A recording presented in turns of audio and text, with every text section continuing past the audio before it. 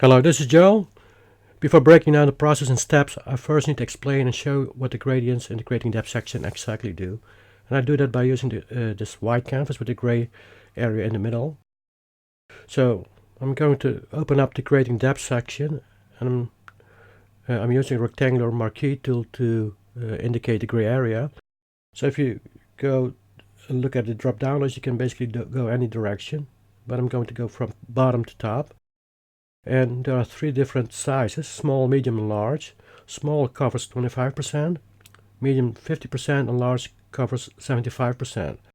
So now this is the small, and I'm going to do the same with the medium, with D4 two times. I'm going to remove the redundant layer in between to make the comparison a little bit more clear and easier. That's medium, 50% coverage. That is small, 25% coverage. So it becomes because the medium comes roughly to the midway line. So I'm going to do the same with the large. 2 times D4 again, and then removing the redundant layer. So large will have a 75% coverage, roughly speaking. So that's a medium, 50%. Somewhere to the halfway line, and small 25% coverage. So now I'm going to get rid of those. So now I'm going to do the same from left to right. And note that the coverage is always relative to the size of selection. A much smaller or bigger selection will result in exactly the same coverage proportional to the size of the selected area. Okay, this is just to demonstrate that you can also do the same from left to right, or right to left, or top to bottom. Doesn't matter. And again, the coverage, small, medium, or large, is always relative to the size of selection. Now let's make a smaller rectangular selection to show you the difference. And now let's go with the reflected gradient horizontal feature that's also built in. And of course the reflected gradient tool has a slightly different characteristic, but also small, medium, large apply to that, and again small 25, medium 50, and large 75% coverage. And you can also choose between center, bottom, or top. So that's a position relative to the size of the selection. So you see this is a center, medium, so it's exactly in the middle of the rectangle. Then I go with the bottom, beneath the center reflection, and then the top will be put exactly there above the center reflection.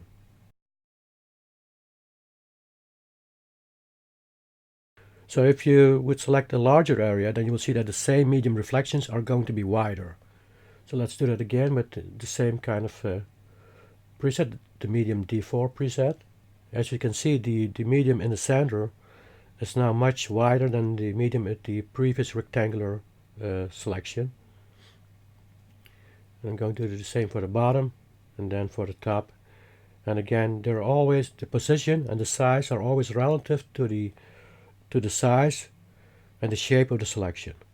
So this the one with the previous selection, with the same medium D4, and see they're much smaller, but always relative to the position, the size, and the shape of the selection.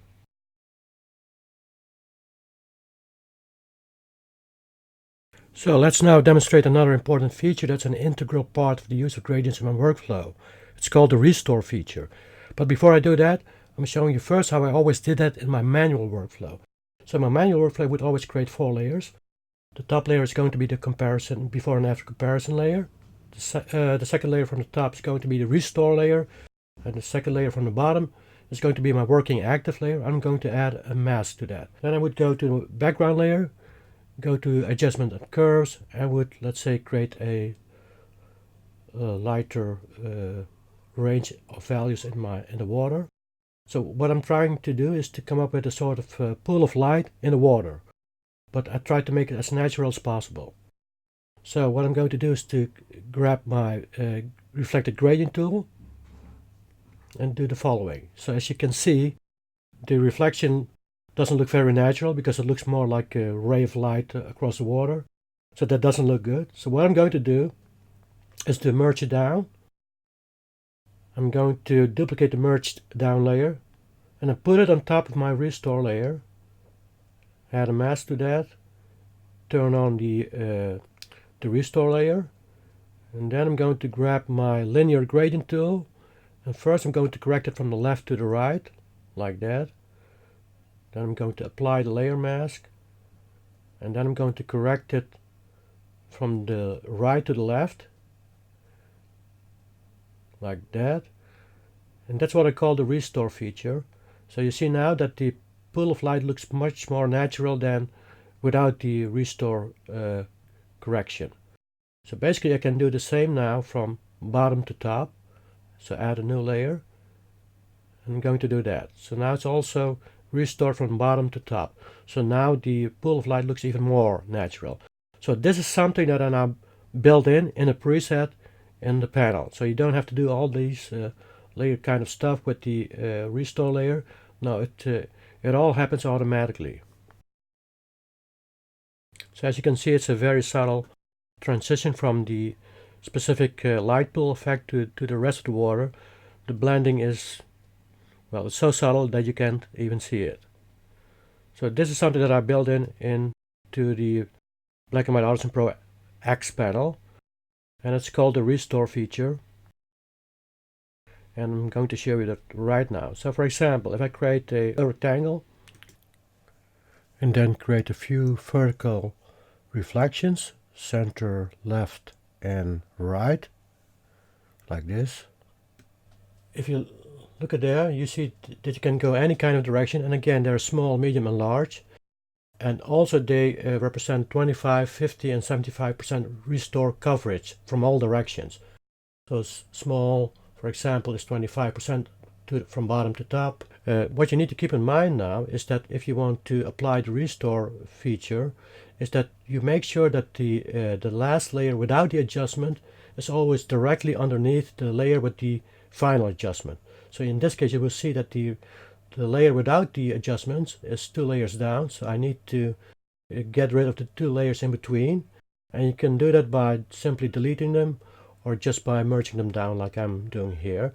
So right now the layer with the adjustment that I want to correct with the restore feature is directly on top of the layer without the adjustment. And now I can apply the restore feature like this, and you can also go back in history with the back and forward buttons that you see there. And you see that for example the large has a different kind of effect because it covers for 75% than the small. And again the amount of and the size of coverage is always relative to the position and the size of the selection. So if you go from right to left, for example, you will see that the small and the medium and the large will have a different kind of effect. For example, if you look here, I'm going a little bit too fast maybe, so I'm going to go a few steps back. But for example, large here has a much bigger impact on the actual adjustment than when you do the same from right to left or from left to right. See that this is medium, and you see that it has a smaller impact than when you do that with the large, and even more different if you go from right to left or left to right. So let's get rid of those adjustments now and do just one with the vertical reflection right in the middle. So, okay, now it's already on top of the layer without the adjustment. So if you go from bottom to top, you will see that with the medium, you will see it has a medium kind of effect. If you go from right to left, you will see that it will have no effect with the small because it just covers 25%, and the same from left to right with the small. If you try to do that with the medium, you will see it will have a small effect because it's going to cover just 50% of that specific area, and the same from left to right. But with large, you will see that it is going to cover 75%. It has a bigger impact on the adjustment like that. So again, it's all everything, the gradients and the restore features are always relative to the size, the shape, and the position of the adjustments. And I'm going to get rid of those. So what is important to know for an accurate and correct application of the dynamic gradients and the restore feature is that the panel automatically detects the outer edges of the selection. So for example, in this example, you see that that edge is going to determine the outer edge, the right outer edge of the selection. So you always have to make sure that your mask, your channel masks are not sloppy and need to be cleaned up if there are any residual white lines or white areas in your mask. So make sure that you're going to clean those areas first with the brush, and I would suggest to set the brush to overlay mode 100%, so you can easily go over the white without affecting the actual selection, because it won't affect any white that is pure white, only the residual noise that you would see there on the edges, for example, like this and like that. So make sure that you clean up all your mask first and to check it first, and especially pay attention to any residual white lines that can be the remains of let's say subtracting or adding selections together. But especially those white edges that you see here, they should be removed. So this is what I always do before I'm going to use a panel, and making sure that there are no residual white lines, like in this case, for example, because that's going to completely mess up your gradient, and it's not going to be accurate in that case.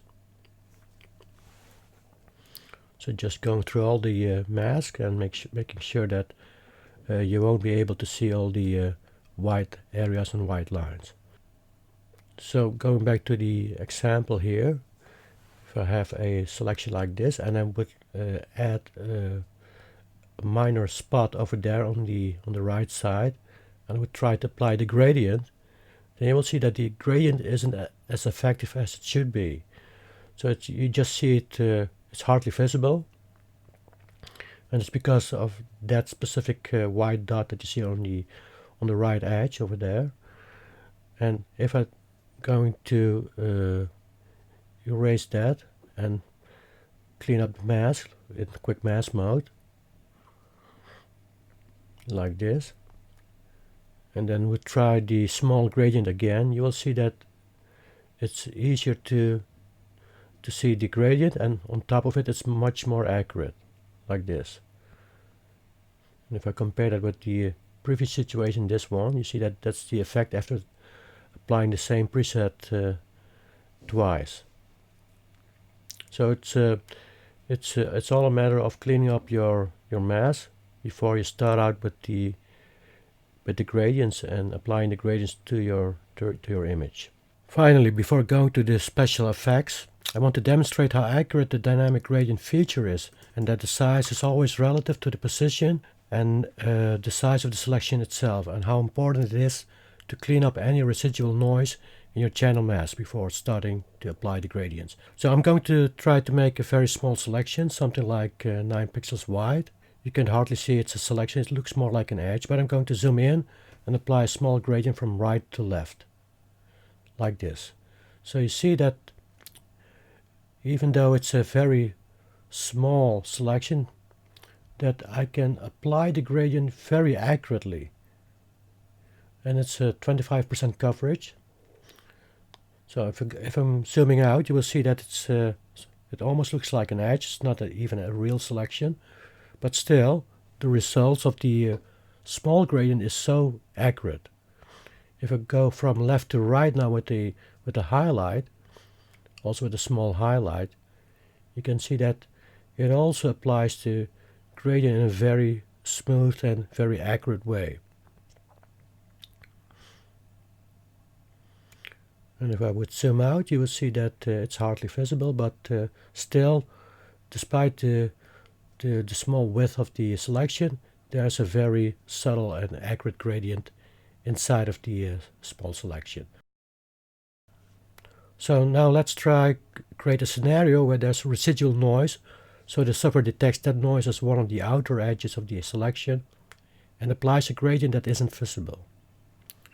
So I applied a small dot over there, and let's try to do the small gradient again from right to left. And then you will see that even though I'm applying it twice, you won't see anything because of that small white dot on the right edge, because it detects that as the outer edge of the selection instead of the selection itself. Even if I try that with the large gradient, it won't affect the actual area that you want to adjust.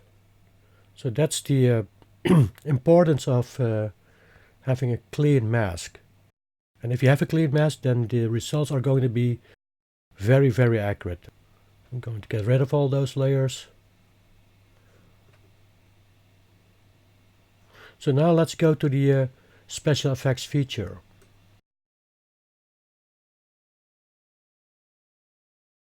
Well, with this you can basically create any lighting reflection effect, and all you need to do is to take the rectangular tool and mark the outline and orientation of the lighting effect like this. So this is a horizontal rectangle. I'm going to apply the L3 horizontal reflection over there. And you can see that it's a very subtle and smooth reflection that you can subtly blend in any part of your image. You can also fine-tune it by applying the restore options that you see there, like small. So that's what I would usually do, to restore with small from the bottom and from the top, and also with small from the side, from left and from right. So in this way, if you do that, then you will get an even more subtle and more accurate reflection. So when you've done that, basically you can transform the selection or come up with a free transformation like this, and you can rotate it and you can even stretch it if you want to, but I wouldn't recommend doing that. Basically what I would recommend doing is to just rotate it or move its location to the specific part of your image that you like it to have. So again, you can stretch it, and I wouldn't recommend doing that. And you can also restore it after the fact. So after you've transformed it and rotated it, you can still come up with a subtle correction like that. Basically what you need to do then is to make sure that the selection is a little bit wider than the actual effect. So make sure that it's a little bit wider than the actual effect, so you can get rid of the banding. Because the thing is, if you rotate the effect, it will sometimes result in some banding in the outer edges, and you can easily correct that and remove that banding by applying the restore presets like that. So let me try another one. Again, make sure that if you want to restore it, and then you make sure that the last layer without the adjustment is directly underneath the layer that you want to correct, that layer. So I have to get rid of the layer in between by either merging it down or by deleting that in between layer. And then you can successfully and effectively do the restore presets like this.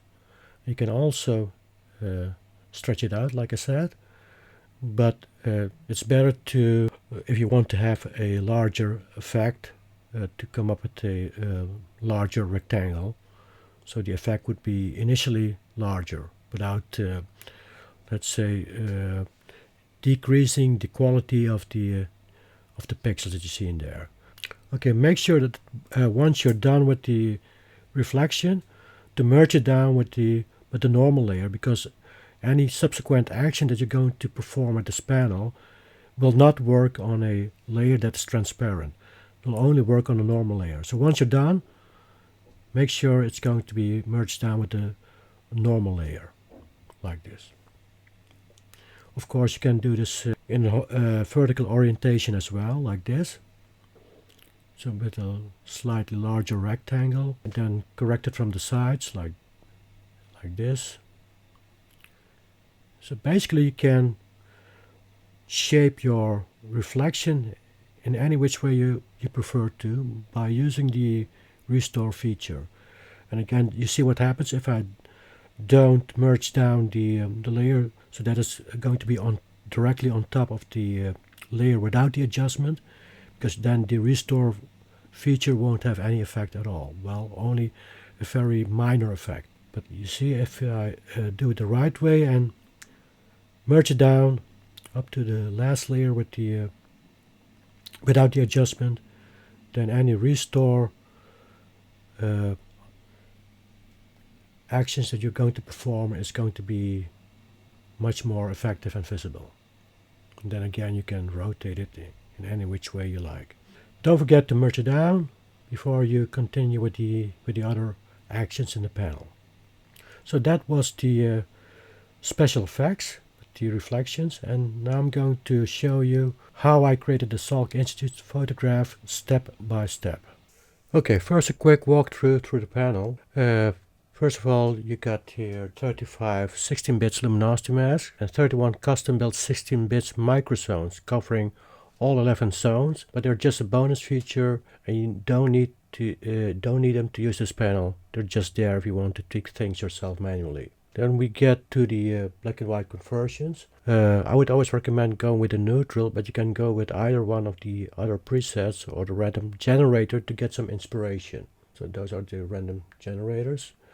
Then we have the global adjustments, and then the advanced adjustments, and they are there for local darkening or lightening areas with quick rough selections.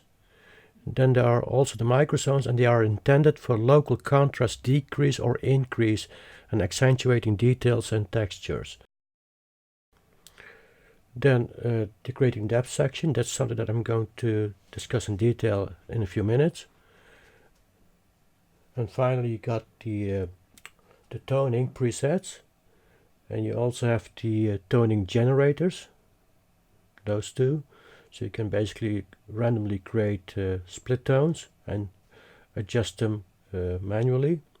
And before we get started, let's have a look at the masks first and make sure that they're all cleaned, and I've already cleaned them up. First start with the neutral black and white conversion.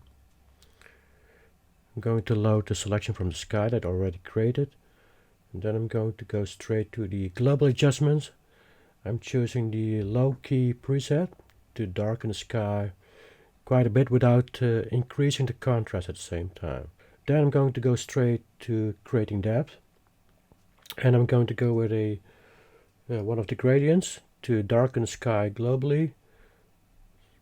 So I'm just doing this more or less intuitively, and trying to make the sky a little bit darker. And you see that whatever preset you choose, it's always going to be very subtle, very smooth, and generally looks quite good. So I think I'm happy with this. So I'm merging it down. Okay, now I'm going to start with the specific effect in the sky. Actually, I don't need to do this because for that, if I want to create a specific effect in sky, I can also use the special effects. But this is just to show you that you can also do this with the reflected gradients, and then using the restore feature to your advantage.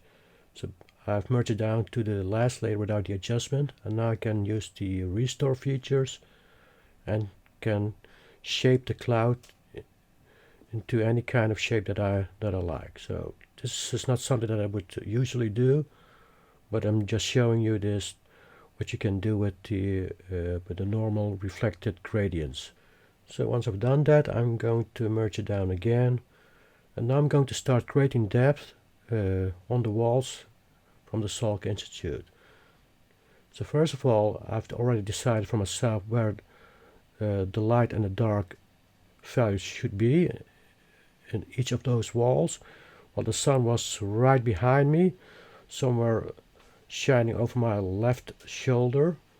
So I decided that the left side of this Salk Institute is going to be lighter than that the right hand side of the Salk Institute is going to be lighter than the left hand side of the Salk Institute.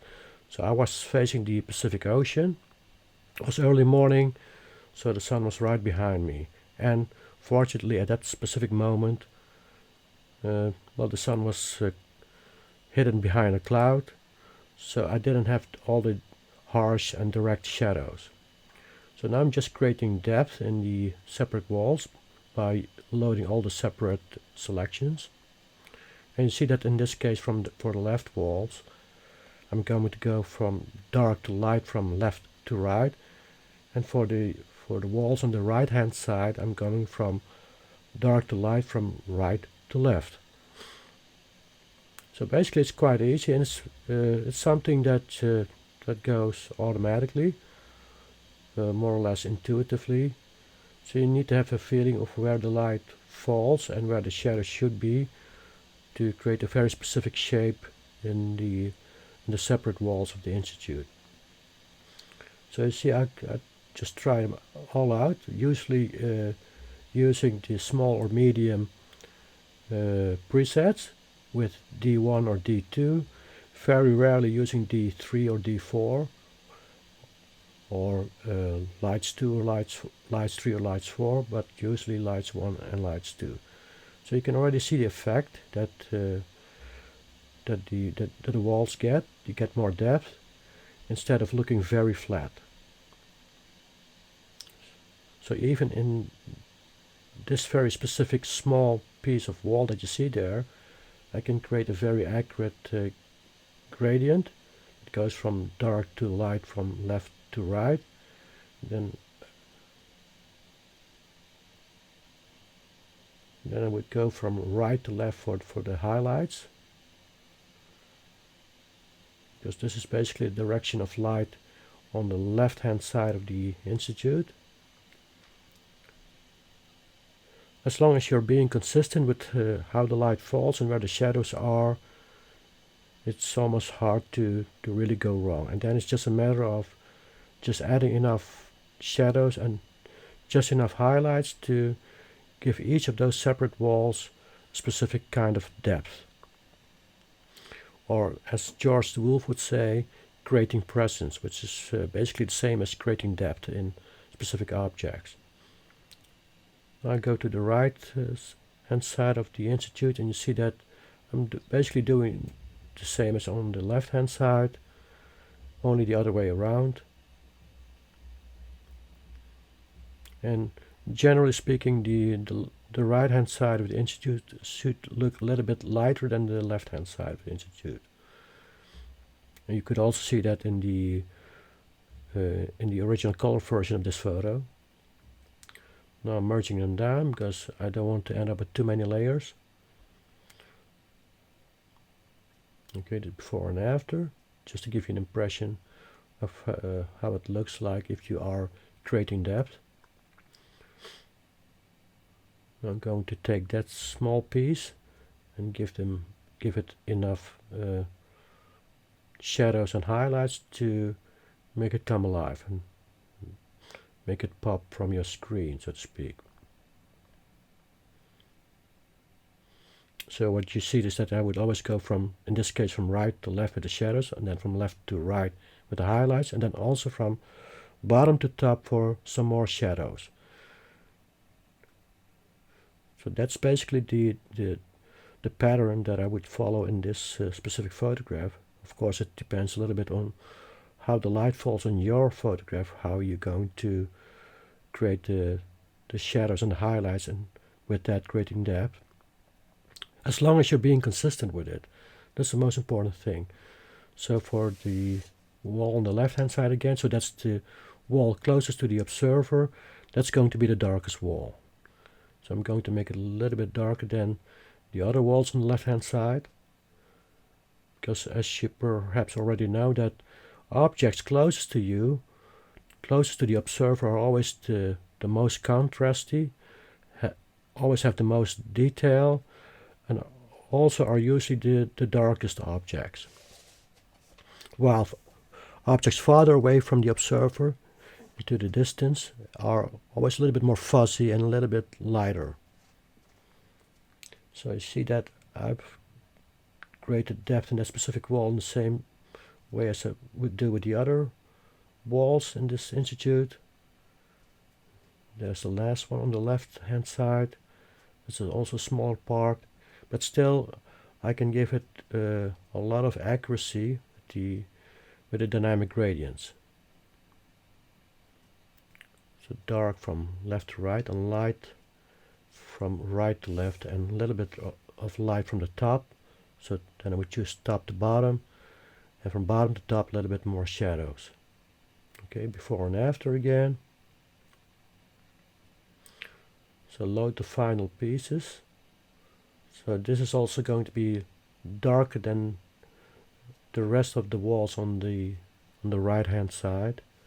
Again, same pattern, from dark to light from right to left, then from dark to light from bottom to top, and then a little bit of light from top to bottom to accentuate the depth of that specific wall.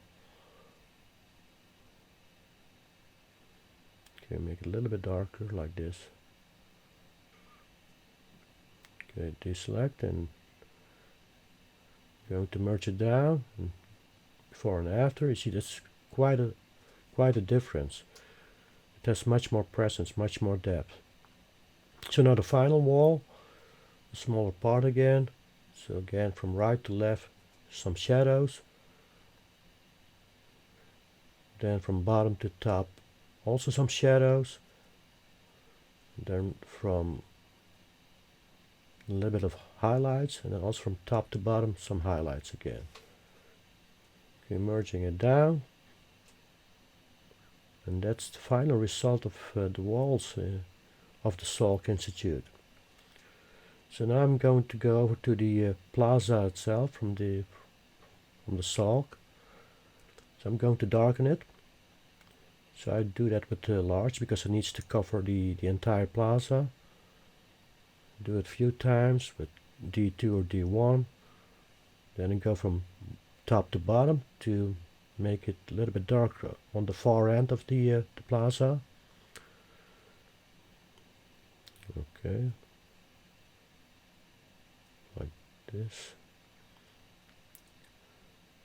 Okay, a little bit darker, and I think it's already looking good right now.